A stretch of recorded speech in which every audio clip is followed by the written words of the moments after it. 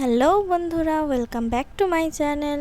আশা করি তোমাদের মনে আছে আমি বলেছিলাম এই জায়গাটা পরিষ্কার করে এখানে মাছ ধরা হবে। তো যেমন কথা তেমন কাজ, আমি নেমে পড়েছি পরিষ্কার করতে, আর এদিকে আমার সাথে সাথে আমার বাবাও নেমে পড়েছে পরিষ্কার করতে। আর আজ তোমাদের সাথে দেখা করতে এসছে এই পুচকিটা। পানাগুলো একসাথে তোলার সময় খুব ভারী লাগছিল, তাই আমরা দুজনে মিলে পানাগুলো তুলছিলাম। আমরা যে জালটা এনেছি সেটা অনেকটাই লম্বা, তাই অনেকটা জায়গায় আমাদের পরিষ্কার করতে হয়েছে। যে মশারির জালটা দিয়ে আমরা পানাগুলোকে ছেঁকে তুলছিলাম সেটা ছোট হওয়ার কারণে ঠিকঠাক কাজ হচ্ছিল না, তাই বুদ্ধি করে কাশফুল গাছগুলোকে কেটে এইভাবে লম্বা করে বেঁধে এক মাথা থেকে আরেক মাথায় পানাগুলোকে আস্তে আস্তে ঠেলে ঠেলে নিয়ে এসে এক জায়গায় জড়ো করে পানাগুলো তুলে ফেলছিলাম। তো অনেক চেষ্টা করে বেশিরভাগ পানাগুলোই তুলে ফেলা হয়ে গেছে। এবার পরের দিন এখানে জাল পাতা হবে। তো এখানে জল ঘোলা হয়ে গেছে, এই কারণে এখানে তো হাত পা ধোয়া যাবে না, তাই এখান থেকে উঠে মাঠের অন্য এক সাইডে যেখানে জল জমা হয়ে আছে সেখানে গিয়ে হাত পা ধুচ্ছিলাম। আর দেখো তখনই আমার বাবা পেয়েছে একটা ক্যাকড়া, তাই আমি অনেক খোঁজাখুঁজি করছিলাম যদি আমি একটা পাই, কিন্তু আমিও পেয়েছিলাম, কিন্তু আমাকে কামড়ে দিয়ে পালিয়েছে। তো পরের ভিডিওতে দেখাবো কিভাবে আমরা জাল পেতেছি আর কত মাছ ধরেছি।